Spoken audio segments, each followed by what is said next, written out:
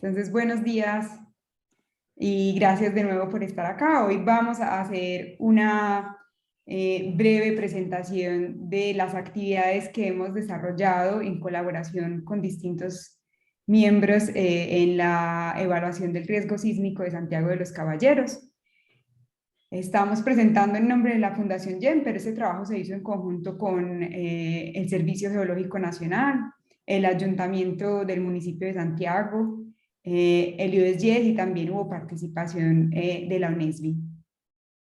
Entonces, de parte de la Fundación YEM estamos hoy Alejandro Calderón y mi persona, pero también hay un equipo muy grande que nos ha acompañado en desarrollar estas actividades. Y la agenda del día de hoy se divide en dos partes. Tenemos la presentación general del trabajo, que es más para entender qué hicimos, qué modelos utilizamos. No queremos entrar mucho en los detalles técnicos. En algunas partes los tocaremos pues porque el trabajo es relativamente detallado, pero y al final podemos discutir de los resultados. Y en la segunda parte ya es con el grupo técnico, el más específico, el que se va a quedar con la información o el que quiera entrar en detalle a ver dónde quedó el material disponible. Vamos a hacer una sesión ya viendo dónde está la información en más detalle, entrando a mirar los archivos. Entonces, empecemos por entender cuál era el objetivo de esta evaluación del riesgo sísmico, y es saber cuál sería el impacto en la ciudad de posibles eventos sísmicos. Cuando hablamos del riesgo sísmico, nos referimos a una combinación de factores, de tres factores principales, los cuales son la amenaza, la exposición y la vulnerabilidad. Y la amenaza se refiere a qué tan probable es que ocurra en la ciudad de Santiago un evento sísmico, de acuerdo con las fallas, con la sismicidad observada. El modelo de exposición en este caso se refiere a las edificaciones y a la población que se encuentra en la ciudad, cómo se caracteriza, dónde se ubica. Y la vulnerabilidad es cómo responderían estas edificaciones ante un movimiento del terreno generado por los sismos. Entonces hacemos un traslape espacial y temporal de estas tres componentes para poder entender cuál sería el impacto físico y social en la ciudad. Entonces, el objetivo de esta presentación es entrar a mirar qué modelos utilizamos, qué información va a quedar disponible para la ciudad, para que a futuro se puedan seguir mejorando o utilizando y aplicando en otros proyectos. Y empecemos por el primer componente, que es la amenaza urbana. Entonces, en esta es muy importante tener en consideración los efectos de sitio. Entonces, vamos a hablar primero del modelo de amenaza sísmica que utilizamos. Este fue un modelo que se desarrolló en conjunto con el Servicio Geológico Nacional. La semana pasada estuvimos haciendo una socialización de este modelo, liderada por el Servicio Geológico y la UNESBI, donde participaron muchas personas del país, estuvo presente la mesa sísmica, pero lo más importante es que es un modelo que hemos estado desarrollando ya en los últimos 2 años y medio. Todo este trabajo se hace en contexto del proyecto TREC, que es patrocinado por USAID. Entonces, todo esto ha sido un proceso de involucrar a distintas entidades y oficinas que han aportado de una u otra forma a que esto sea posible. Y acá podemos ver el mapa de amenaza sísmica que se propuso para la isla de La Española. Es el mapa clásico, por ejemplo, que vemos en los códigos sísmicos, es el que se utiliza para hacer diseño, por ejemplo, de edificaciones o de puentes.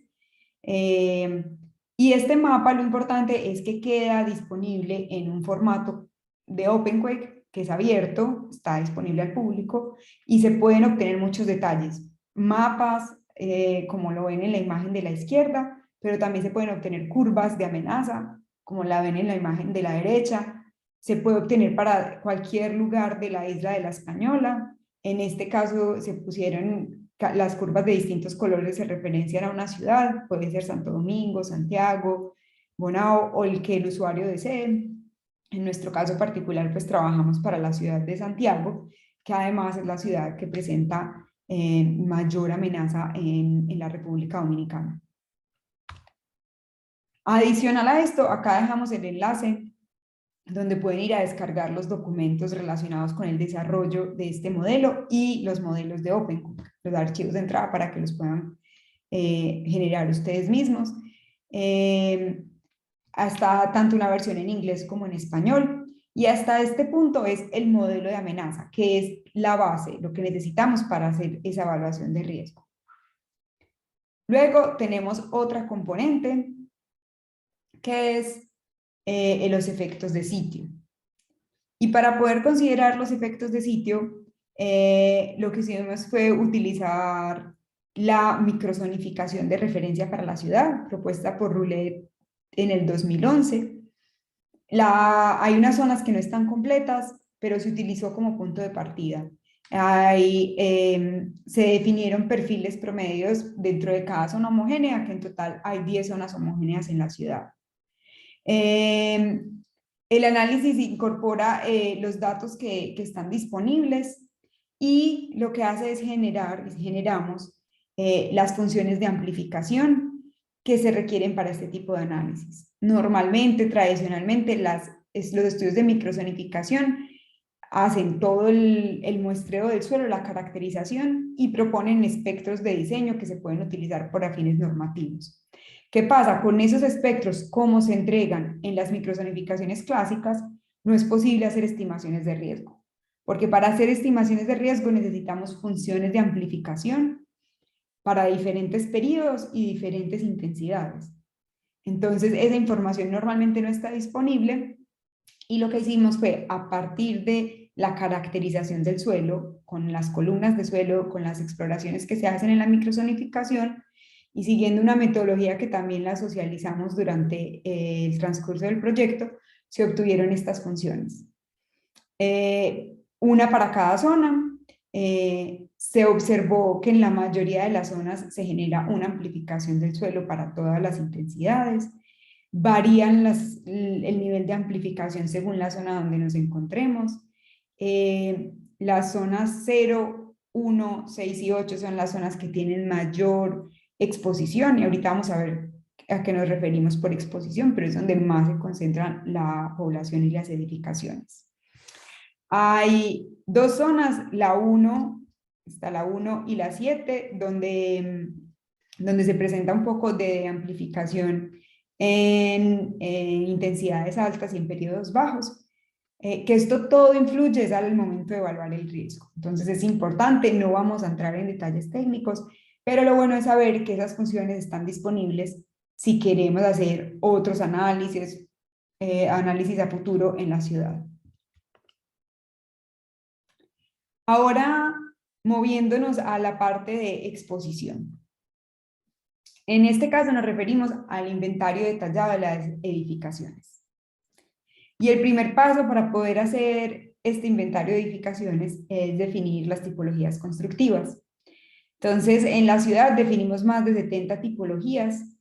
Cuando hablamos de una tipología es entender cómo se construye, si es en concreto, si es en mampostería, si es confinada, sin reforzar, semiconfinada, o si se utilizan más muros o columnas, cómo se distribuyen.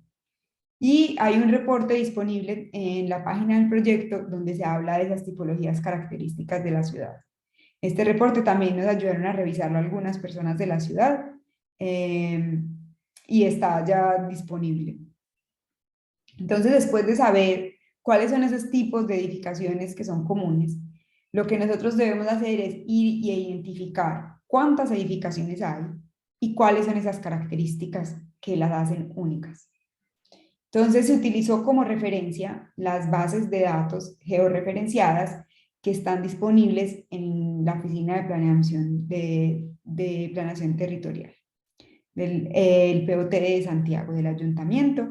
Ellos nos facilitaron toda la información Y adicional tuvimos el Censo de Población y Vivienda de la ONE junto con las proyecciones de población.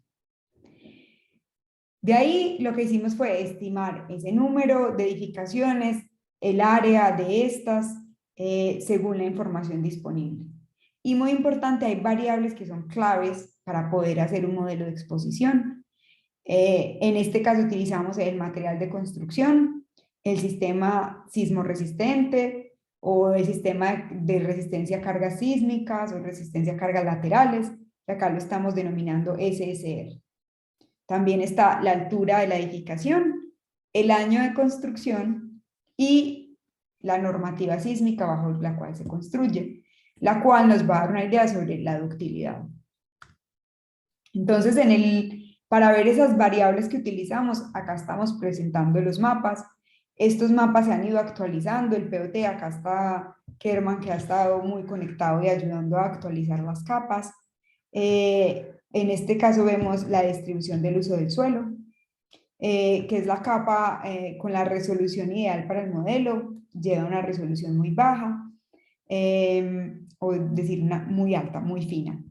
Hay 10 clasificaciones del suelo, por lo tanto, en nuestro modelo de exposición podemos diferenciar si una edificación es residencial, si es comercial, si es educativa, si es deportiva, etc. Y se identificaron más de 100.000 predios en esa capa base. Importante reconocer que las capas generalmente de planeación nos ofrecen el número de predios más no el número de edificaciones. Entonces, ese fue trabajo que se añadió y que queda disponible. Una de las variables más importantes para hacer la caracterización física es el material de las paredes exteriores o el material predominante de la edificación. Y esto se deriva de estudios en zonas homogéneas que se hicieron anteriormente para la ciudad. Entonces aquí la gráfica nos muestra con diferentes colores distintos materiales de paredes. ¿Qué se identificó? La mampostería es el material predominante. Se correlaciona fuertemente con el nivel de alturas y con las características socioeconómicas de la población que la habita. Entonces, esta es muy importante, el modelo depende mucho de esta caracterización. También se obtiene directamente de la base de datos la altura de las edificaciones. Entonces, predominan las edificaciones de 1 y 2 pisos, particularmente de viviendas unifamiliares. Y en el centro histórico ya hay de 3 pisos e incluso más, y los edificios de mayor altura están ahí concentrados. Entonces, en este mapa vemos cómo el azul oscuro representa, a medida que el azul se oscurece más, son más números de pisos que están presentes.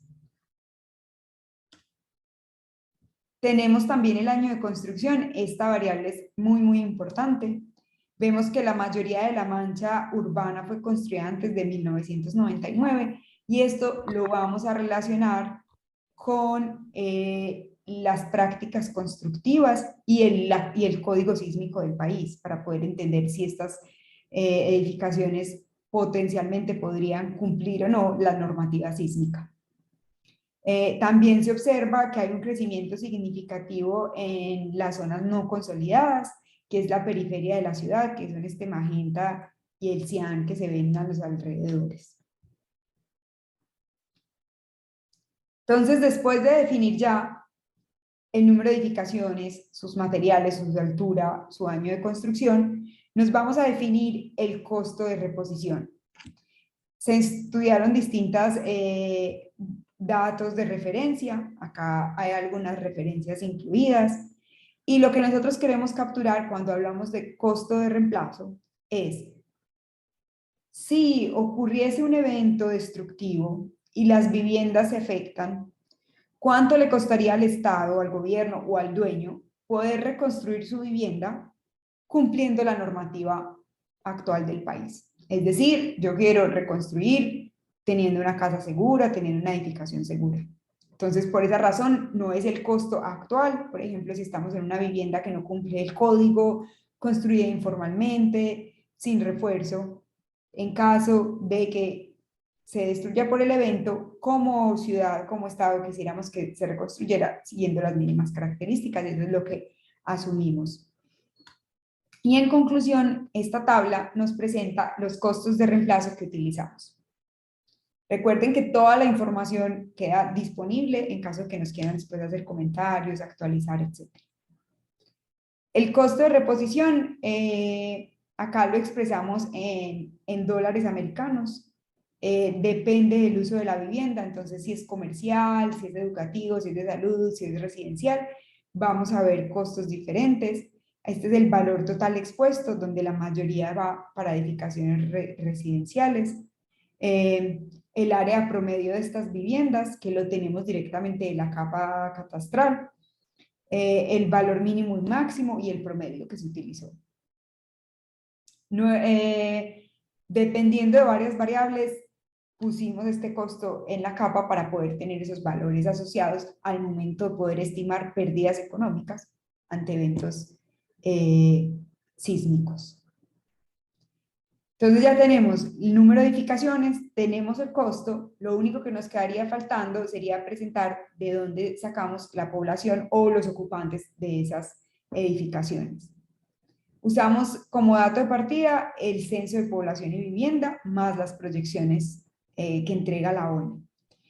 Y también se estudian como variables básicas. Este mapa nos muestra cuál es la población por zona homogénea. Vemos que el 80% de la población en Santiago vive en unidades barriales y hay 60 barrios oficiales.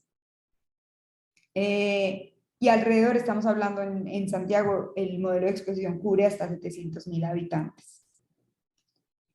Y otra componente muy importante que tuvimos en cuenta al momento de hacer esa clasificación de las edificaciones fue el tipo de asentamientos.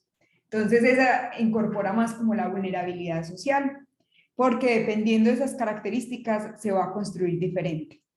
Se tomó como punto de partida que el 30% de la población urbana podría ser pobre, que el 82% de la población pobre reside en la demarcación de Santiago de los Caballeros, está ahí, y el 53% de la población pobre tiene necesidades básicas insatisfechas. Entonces, esto que nos está dando es una idea para identificar si, por ejemplo, hay una vivienda que se construyó recientemente, digamos en el 2010, pero están ciertas zonas que se identifican como población con necesidades insatisfechas, es muy probable que su construcción no sea formal, que no cumplan el código, que se hagan con materiales más informales, etc. Entonces eso fue lo que se incluyó con esta capa. Y ya para resumir la parte del modelo de exposición, lo que tenemos al final es una base de datos donde nos ofrece información punto por punto, en cada lote, cuántas edificaciones hay, cuántas personas habitan, qué tipo de uso tiene, el material predominante, el sistema sísmico de resistencia, la altura, el año de construcción, la normativa sísmica, que de nuevo, esta es la que asociamos al nivel de ductilidad, que es la capacidad que tiene la estructura para desformarse sin colapsar en el momento en que llegue un sismo, y los costos de reemplazo. Y es muy importante tener las edificaciones de esta manera, porque luego de yo entenderlas, ahora voy a identificar cómo va a responder esa edificación ante un evento sísmico. Y eso es lo que llamamos la vulnerabilidad sísmica. Entonces sabemos que según esas características, en distintas intensidades de la agitación del movimiento del terreno, va a responder distinto la edificación. Y es muy diferente cómo va a responder una edificación en mampostería con refuerzo o sin refuerzo, o una edificación de concreto que no sigue el código sísmico a esas que cumplen todas las especificaciones que nos indica el código. También recordar que tuvimos en cuenta que la zona de amenaza sísmica de Santiago es alta. Entonces, es una demanda fuerte para todas las edificaciones que están ahí expuestas. Y para poder definir esa vulnerabilidad, utilizamos 80 modelos de fragilidad y de vulnerabilidad que propone la Fundación GEM a nivel global. Es decir, esto es un punto que se podría mejorar para estudios futuros. La vulnerabilidad se caracterizó de forma, en las bases de datos globales de la Fundación GEM, no está hecha particularmente para la ciudad de Santiago, pero se tienen muchas funciones disponibles. Y en este caso, cuando hablamos de función de fragilidad, vemos una gráfica de la función de fragilidad aquí a la derecha. Lo que nos representa es qué tan probable es que una edificación sufra, por ejemplo, un daño ligero o un daño moderado, o un daño extenso o un daño completo o incluso que pueda colapsar. Pero acá lo importante es que la fragilidad nos representa es el daño de la edificación. Después también usamos modelos de consecuencia, que las consecuencias de las ciudades, qué pérdidas podríamos tener a nivel de desplazados, de heridos, de número de muertes, pérdidas económicas.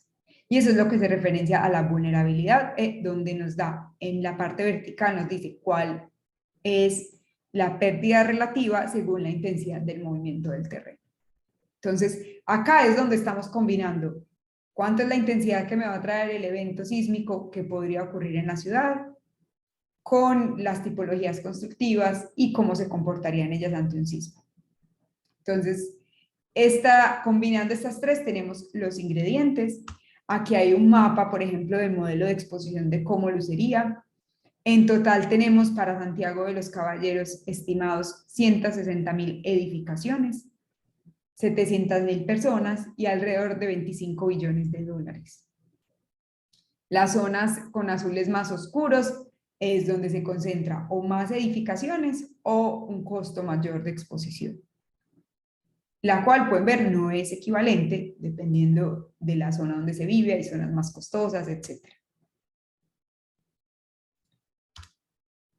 Entonces, ya teniendo esos ingredientes, podemos movernos a hacer estimaciones de riesgo. En este caso, la afectación en términos del daño en las edificaciones, de la población que se afecta y de las pérdidas económicas que podría llegar a sufrir la ciudad ante un evento. Y dividimos estos eventos en dos partes. Uno son escenarios sísmicos. Y para este trabajo de los escenarios sísmicos trabajamos de la mano con el USGS, que fue el equipo que se encargó de seleccionar esos escenarios, después de haber hablado también con ustedes, con el Servicio Geológico, con otros grupos de personas que nos decían qué pensaban, qué eventos se debían tener en cuenta. Y se optó por una metodología que considera dos tipos de eventos. El primero son eventos históricos. Entonces, replicar esos eventos que ocurrieron en el pasado con los modelos que tenemos actualmente de exposición y vulnerabilidad para estimar cuál sería la afectación en la ciudad. Modelamos los terremotos del 1953, el del 46, el del 2003 y el terremoto de Haití del 2010. Estos cuatro eventos se modelaron y ya tenemos las pérdidas que sufriría la ciudad de Santiago si ocurriese ese mismo evento el día de hoy. Pero también sabemos que lo que hemos observado en el pasado no necesariamente es lo que podría ocurrir en el futuro. Entonces, utilizando ese mapa de amenaza sísmica o ese conocimiento de la amenaza sísmica, el modelo, se definieron escenarios según la sismicidad esperada. Entonces, la sismicidad en Santiago está predominantemente definida según la falla septentrional. Entonces, se ubicaron distintos eventos de diferente magnitud en la falla septentrional, en el oeste, central y con diferentes magnitudes para identificar cuál sería el impacto en la ciudad. Entonces, los cálculos todos los realizamos con el software OpenQuake. Algunos de ustedes han participado en los talleres de OpenQuake. OpenQuake es un software de código abierto, es gratuito. Tenemos muchos talleres de capacitación, videos, donde se pueden replicar estos escenarios porque estamos dejando la información también disponible en el repositorio que en la segunda parte vamos a mostrar. Y acá estamos ya viendo lo que llamamos los perfiles de los escenarios de riesgo sísmico. Esta no es la salida directa del software, pero esto fue un trabajo colaborativo entre las tres ciudades del proyecto TREC, que son Quito, Cali y Santiago de los Caballeros. Con las municipalidades nos sentamos a ver qué les gustaría a ellos tener. En resumen, en una hoja, por favor, dígame qué podría ocurrir en la ciudad si ocurriese un evento en específico. Entonces, cada ciudad dio sus opiniones, también nos sentamos con el grupo de USAID y la oficina de atención humanitaria de Estados Unidos, que son los patrocinadores, nos sentamos también con ellos, con el USGS también conversamos a ver qué podemos mostrar. Y aquí en conclusión estamos presentando en total los eventos que se modelaron para la ciudad. En la parte superior, lo que vemos es una descripción del evento. La magnitud, la profundidad, en dónde se originó. Tenemos un resumen de la exposición, entonces cuántas edificaciones residenciales hay, cuántos edificios educativos, cuántos comerciales, etcétera. La población y el costo, el capital expuesto. Luego tenemos un mapa. La oficina del POT nos dijo, por favor, lo podrían poner en esta tonalidad donde el verde significa más bajo el índice de colapsos en la ciudad y rojo un índice de colapsos más alto. Por índice de colapso queremos decir es cuántas edificaciones hay en esta zona y la dividimos, estimamos cuántas edificaciones colapsarían y la dividimos por el número de edificios que hay en ese barrio. Y ese es el índice de colapsos. Gráficamente nos permite ver cuál es esa distribución del impacto que tendría cada evento en la ciudad. Y en la tabla donde vimos los barrios en alto riesgo, escogimos los barrios más afectados en términos del índice de colapsos y vemos para cada evento cuántas fatalidades o cuántas muertes se generarían, la generaría el evento, los heridos de gravedad, el número de personas desplazadas y las pérdidas económicas. Entonces está detallado para cada evento. Y hay eventos que impactarían de una forma más fuerte o más leve a la ciudad.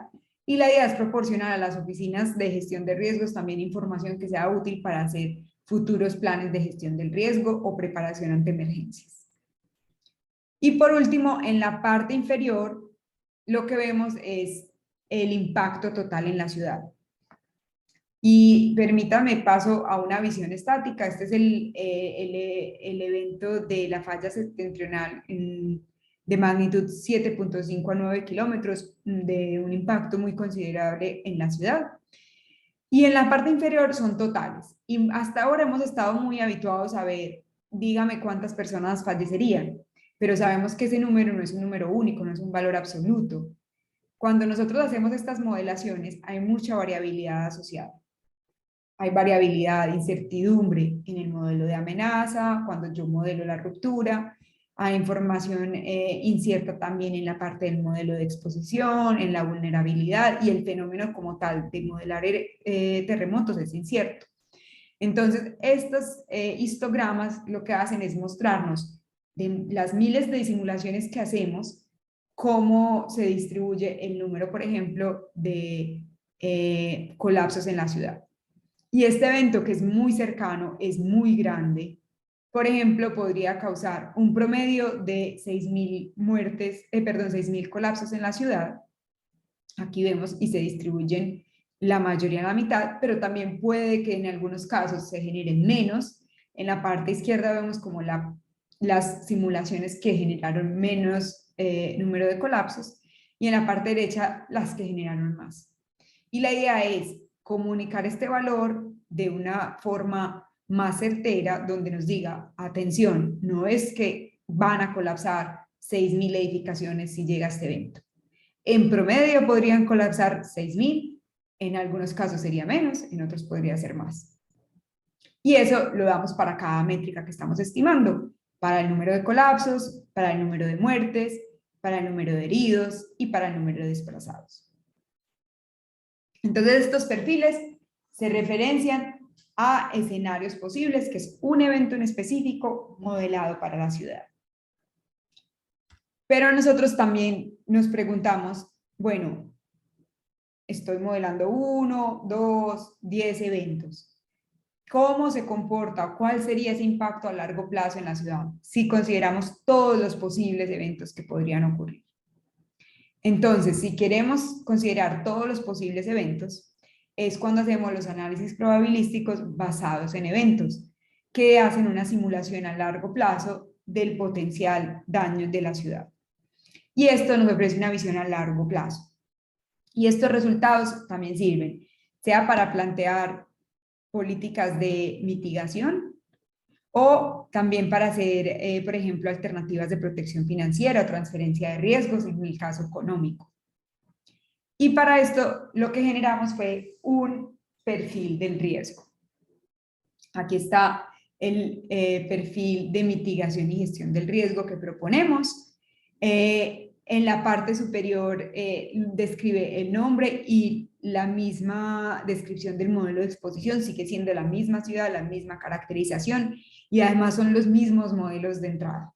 Lo único que cambia esta vez es que en lugar de dar un terremoto en particular, una ruptura, voy a dar todo el modelo de amenaza sísmica para la República Dominicana y en particular en la zona de Santiago.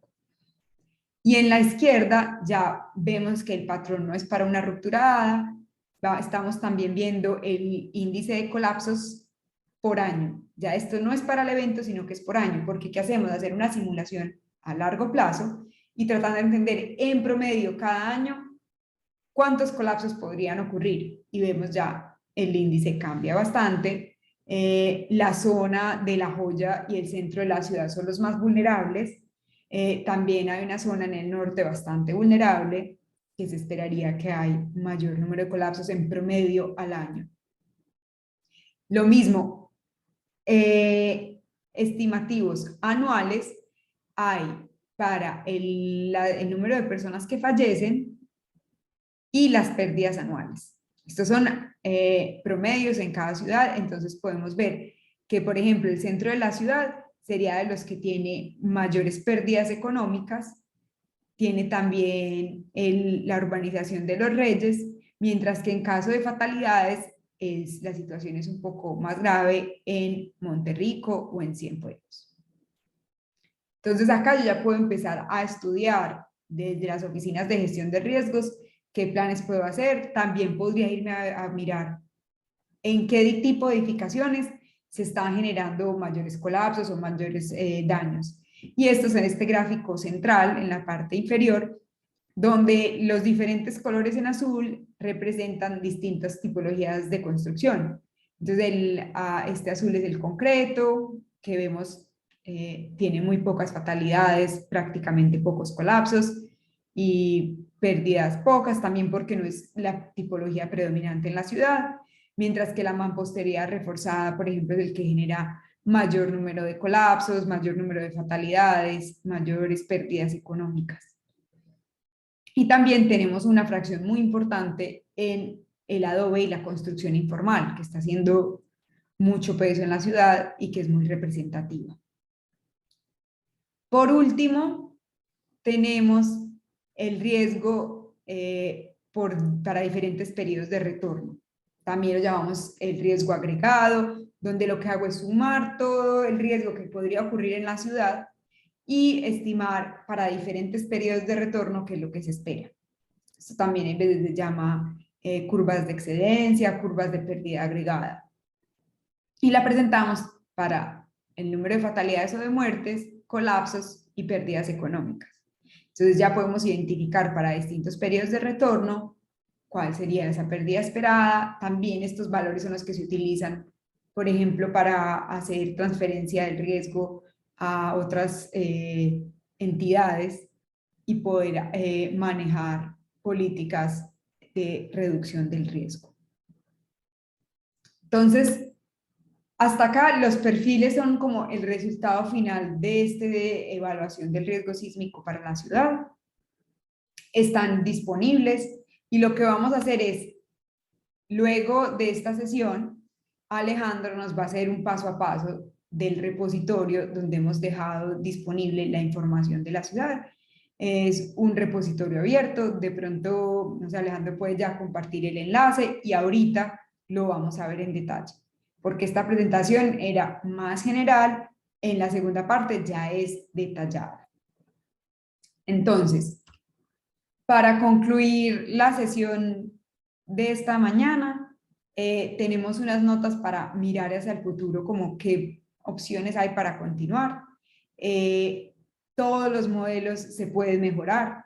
En cuanto al modelo de exposición, sabemos que en la oficina de planeación tienen muchísima información, están ya trabajando, nos han facilitado información cada vez más nueva, más reciente, pero es también muy conveniente que la ciudad se apropie de este modelo porque es útil no solo para terremotos, sino que también para modelar otro tipo de riesgos como inundaciones, deslizamientos, pandemias, incendios, etc. Un modelo de exposición centralizado que sea por parte de la ciudad, que son los que manejan la información más actualizada, es de bastante beneficio. También hay mucho por mejorar en la caracterización de la vulnerabilidad física. Esto quiere decir en identificar bien cómo es la vulnerabilidad de las edificaciones de Santiago en particular y para distintos tipos de uso. Sabemos que hubo varias limitantes en el estudio de microzonificación, entonces también se puede mejorar la caracterización de la respuesta del suelo. En este caso se dejaron las funciones disponibles, pero a medida que vaya generándose mayor información, mayor conocimiento, ellas se pueden mejorar y adaptar al estado como que tenga la ciudad de avance.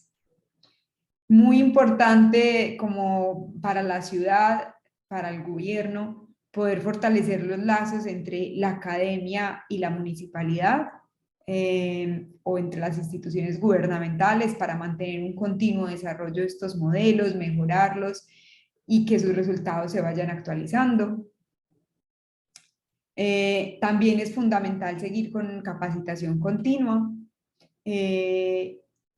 A medida que entendamos mejor este fenómeno, pues vamos a poder aplicar mejor políticas a la ciudad, incorporarlo en los planes de gestión del riesgo, incorporarlo en el plan de ordenamiento territorial, que ha sido una conversación que hemos mantenido durante el tiempo del proyecto. También muy importante es que con los modelos actuales que se tienen para la ciudad, se pueden hacer estimaciones del riesgo casi después de una hora, de minutos después de ocurrir un evento. Es como el sistema de alerta temprana, combinando los shake maps, por ejemplo, que produce el USGS, es posible hacer un estimativo muy veloz. Si ustedes participaron o si tienen en sus instituciones personas que participaron en los talleres, saben que esto es cuestión de segundos y uno está familiarizado ya con el modelo, entonces es como conocimiento que se puede quedar en la ciudad, además de todas las mejoras intrínsecas que se puedan hacer de todos los modelos. Entonces, esta era como lo que les queríamos presentar el día de hoy, es el resumen del trabajo que hicimos durante 2 años y medio que tuvo el proyecto TREC. Y nuevamente agradecer a todas las instituciones que aportaron en el desarrollo y que participaron en la elaboración de estos modelos.